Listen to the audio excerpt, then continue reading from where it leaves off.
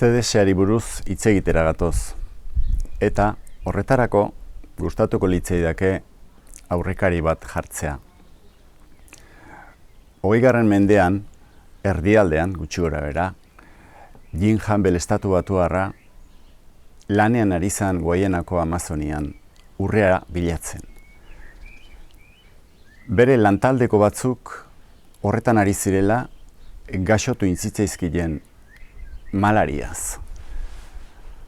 Gizona etzeon preparatuta, etzaukan botikarik eta zeuden lekutikan zibilizazioa oso urruti zegoenez, erabakizun ura potabilizatzeko erabiltzen zuen desinfektantea basoan urakin nahastea eta beraiei ematea. Hori egin ondoren, eta bere harridurarako handikan 5 ordutara edo gizonak erabat errekuperatuta zeuden eta beste lankidekin batera, ezer gertatu izan ez baliz bezala. Ziero harrituta gelditu zen bera. Handik aste batzutara, Jim Campbell bea gaixotu egin zen, baita ere malariaz, eta bere gizonakin egintzun gauza berdina egintzun bere buruarekin, eta ondorio berdinekin. Bi aldiz ikusirik ze ondorioak zituela, lana bukatu zutenean gauza investigatzea, ikertzea erabaki zuen. Bere ikerkuntzaren ondoren, jende askok eta askok erabilizun orduan beak izendatutako MMSA produktua. Europan, Andreas Kalkerrek atxuzun hango soinuba eta bisitatzera juntzitzaion. Bea ikasketak eginda zegoen eta jakin nahizun ze pasatzen izanan. Sinez gaitza iruditzen baldin baizitzaion. Bueltan, Europara etorri zenean, horretara ikertzea erabakizun. Andreas Kalker Alemaniarra da, jaiotzez. Bere ikasketak ekonomian egin zitun eta lizentziatura bat lortu zuen. Eta handik urte batzutara erabaki zuen medizina alternatiboan biofisika doktoretza egitea. Karrera amaitu zunean, bere tesiaren gaia liburu batean editatu zuen, eta bere izena osasuna posible da. Zan. Hango medioak batzuk, horietako batzuk gustora ez hor jartzezunarekin eta aurka atera zitzaizkion. Eta berak ikusirik bere unibertsitateak etzula babesten, bere titulua hartu, bueltatu eta Alemaniatik alde egin zuen. 35 urte Espainian pasa eta gero, gaur egun Suizako laborategian dago zuzendari bezala ikerkuntza lanetan.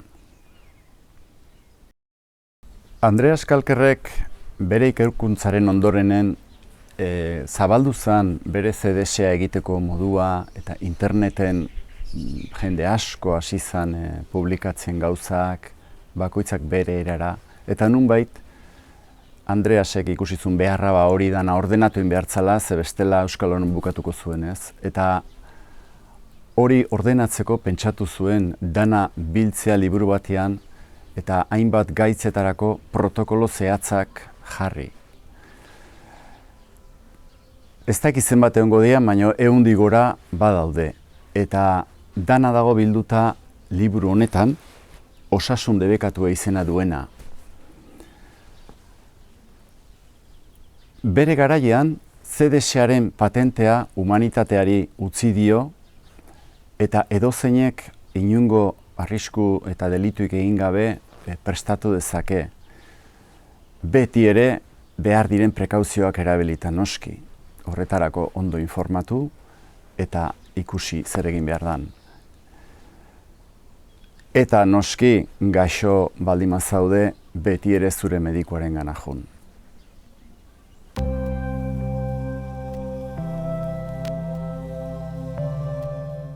Bueno, orain CDS-a egiteko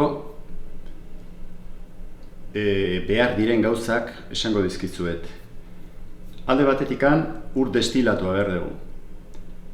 Eta ontzi bat neurrik hartzeko ze litro laurden bat behar da. Orduan nik hori aurreatu indet eta ura bertan jarrita daukat neurria hartuta.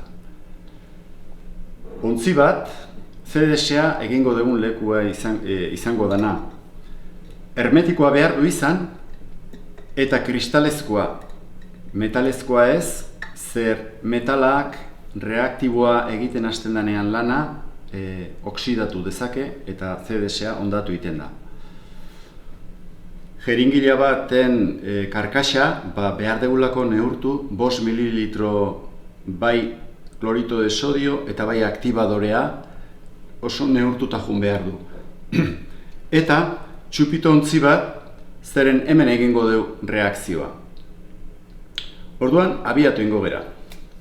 Lehenengo egingo duguna da ura ontzian bota. Gogoratu, 250 mililitro diala. Litro laurden bat ur. Ondoren, reaktiboa preparatuko dugu. Hortarako jeringila azpitikan behatzakin tapatuko dugu eta lehendabizi klorito de sodioa botako dugu. Botatzen hasiko gea eta behin 5 mililitrora heltzen danean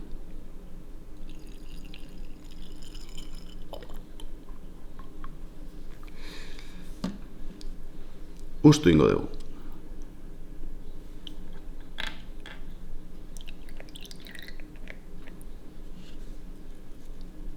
Hori eginda gero,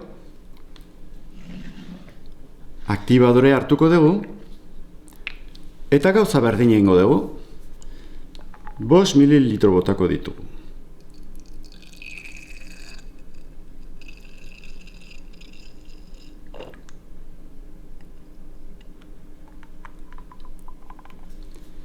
Eta hori ere hemen botako dugu.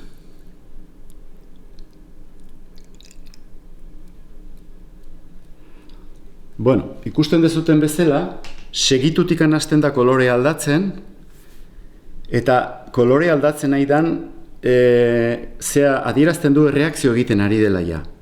Gasa ateratzen ari da. Orduan, ahalik eta gasik gutxiena galtzeko, egingo duguna kontuz, baso hartu, eta ura daukan ontzian sartu.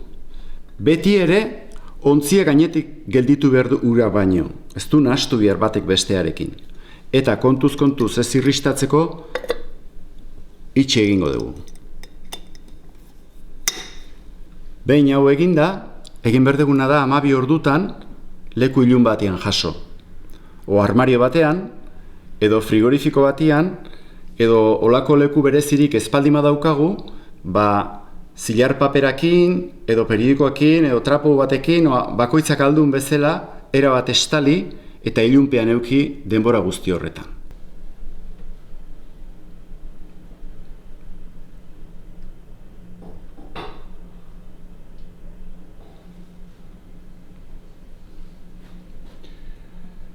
Bueno, ikusten dezutenez, 12 ordu pasata gero, kolorea hartzen du. Dagoeneko kolorea ilaera bat berdindu da, bai barruko reaktiboa eta bai kanpoko ura. Eta hortik atera dan gasa, orain uraren barruan disolbatuta daukagu.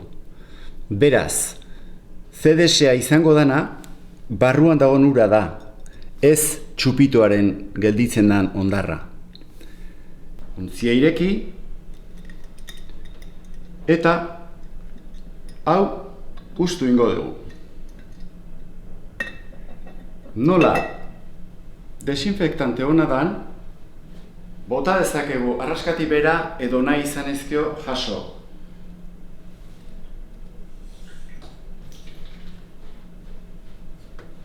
Eta berriz egin berko genduke reaktiboa aurreko aldian egin dugun bezala klorito de sodioa jeringilan 5 mililitro bota, gero ondoren aktibadorea 5 mililitro bota, eta reakzioa egiten hasten danean, berehala lehen egin dugun bezala ireki eta barrua sartu.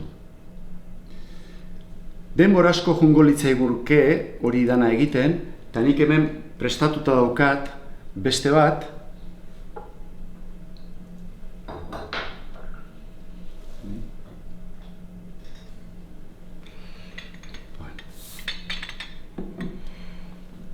Hemen daukagu, ja 24 ordu pasatako CDS-a. Bukatuta. Oraindikan fijatzea bazeate, gasa ikuste zaio, eta hori da komenidana ez irenstea. Aterako dugu reaktiboa, eta edo jaso edo bota egingo dugu, eta gero hemendikan konserbatzeko eta ondo konserbatzeko olako ontzietara pasako dugu. Kontuz inbutu baten bidez, eta hobea da zea izatea. Kristalezko goteroa izatea. Ze plastikua reakzioekin desegin daiteke. Orduan, honea sartu, 125 mililitro kabitzen dira, eta itxi. Beste 125 mililitro berdin, iriki, eta hemen sartu, eta itxi. Eta hauek ja, frigorifikoan sartuko genituzke, eta hortik aurrea, bakoitzak behar dunentzako erabiltzen hasi. Eta honekin, bukatzen da CDS-a egitea.